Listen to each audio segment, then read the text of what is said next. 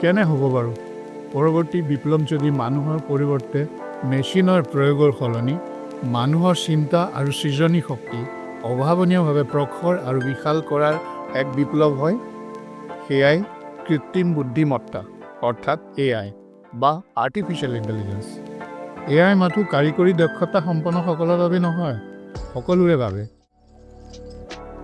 কেইটামান AI সঁজুলি ব্যৱহাৰ কৰিব জনাতকৈ AI ব্যৱহাৰ কৰি নিজৰ মন মগজুৰ তলা খুলিব পৰাটো বহুত বেছি গুৰুত্বপূৰ্ণ। এই চেনেলৰ জৰিয়তে মই চেষ্টা কৰিম আপোনাৰ জীৱন আৰু কৰ্মৰাজি AI ব্যৱহাৰেৰে কেনেকৈ সহজ সৰল কৰিব পাৰি। লগতে চেষ্টা কৰিম আপোনাৰ ধাৰণাবোৰ কেনেকৈ ৰুধিব নোৱাৰা কৰাত AI সহায় কৰে। এটা খণ্ড মাত্ৰ এটা AI সঁজুলিৰ বিষয়ে আলোচনা আগবঢ়াম। এই চেনেলটো আপুনি সচৰাচৰ দেখা টেক চেনেল নহয়। AI সৰলীকৰণ কৰা, সকলোকে AI শক্তি প্ৰদান কৰা, ই এক আলোড়নৰ প্ৰয়াস।